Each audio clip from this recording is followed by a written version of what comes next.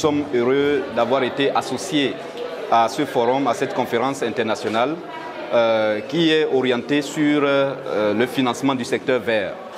Donc nous sommes encore plus heureux de savoir qu'il y a des institutions de microfinance et de finance, donc comme les banques, qui s'intéressent à ces projets verts innovants, qui ont une certaine difficulté de compréhension au niveau des banques.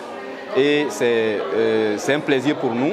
Et nous pensons qu'avec les expériences que nous avons partagées ici, ça va attirer l'attention des banques pour dire que voilà, il y a des secteurs porteurs sur le plan économique, sur le plan social et sur le plan environnemental. Nous sommes très heureux et très contents de participer à une telle conférence parce qu'elle vient mettre et toucher du doigt les réalités que rencontrent les entreprises qui sont dans le financement vert et les difficultés qu'elles rencontrent dans la mobilisation de ressources pour pouvoir atteindre leurs objectifs. Et le réseau que je représente regroupe des acteurs de la société civile, des acteurs qui viennent du secteur privé et des jeunes leaders politiques qui ont décidé ensemble, après avoir suivi une formation, de se mettre ensemble et de pouvoir contribuer au développement de notre pays. Donc nous sommes venus pour pouvoir voir et exploiter les différentes opportunités qui se présentent à nos membres, les différentes opportunités qui se présentent à toute la nation béninoise et à toute la jeunesse béninoise.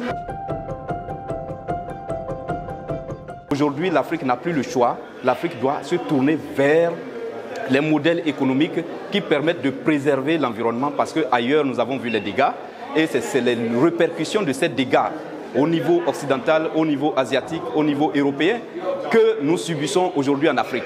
Alors que la croissance démographique en Afrique est forte et que la consommation, la production et la consommation va s'accommoder avec cette croissance démographique.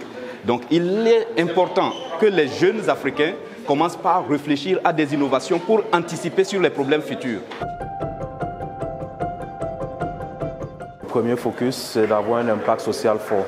C'est à travers la communauté de nos champions que nous essayons de formaliser et de valoriser l'activité, mais nous essayons aussi de réduire leurs coûts opérationnels.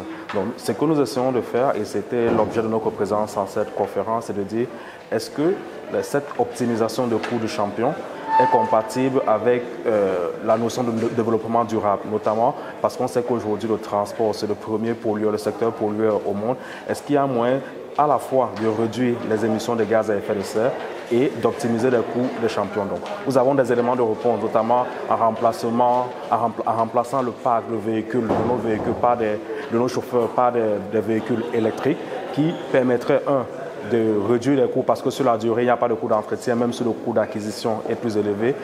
Normalement, avec les charges, on devrait pouvoir atteindre les mêmes coûts de consommation qu'on a avec du carburant, mais en même temps, et qui va aussi nous permettre d'avoir un bon impact sur l'environnement. Donc, c'était ça l'objet, c'est ce qu'on est venu partager notre projet, prendre les retours, voir là où on doit s'améliorer. Et je dois avouer que les attentes ont été largement satisfaites.